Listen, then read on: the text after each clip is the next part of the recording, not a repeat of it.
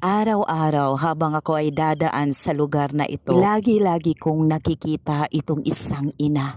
Isang ina na karga-karga at akap-akap ang kanyang munting anak. Minsan habang nakikita ko siya dito na karga-karga ang kanyang anak, ay parang tulalang-tulala din siya. Bakas sa kanyang muka at makikita sa kanyang mga mata na ang dami-dami niyang iniisip.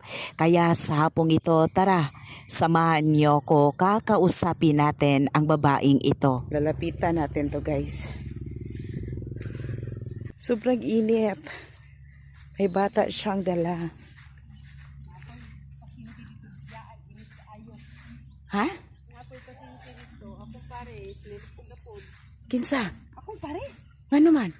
Ni balikan siyang hupong, balik ikatulunan niyang hupong. Mo asawa? Ay mo ba na? To dito sa balay. Nang hupong? Oh, Nagkasakit di ay? naa magsakit. Na magusay tubig sa baga. May tubig sa baga. Yan ba na daw, guys, yung husband niya may tubig sa baga. Tapos ang bata natulog, oh. Oh, tulog na tulog ang baby, oh.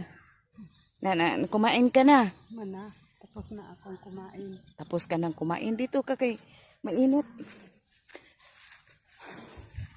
So, ilan ang anak mo ngayon? 3. 3 ang anak mo. Tapos malakas ang kainit ng araw, tapos parang umaambon din, 'di ba? Oo. Bakit ka narito sa Kakahuyan? Bakit manda dito ka sa Kakahuyan?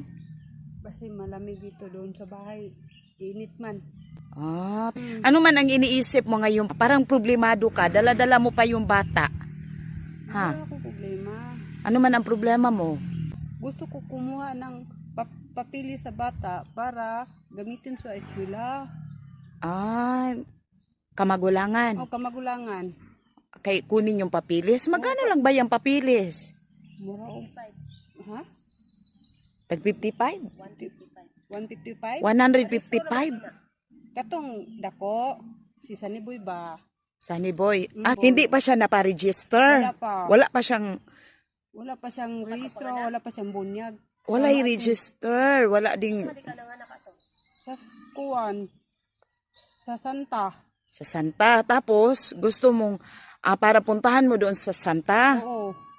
para ma-register.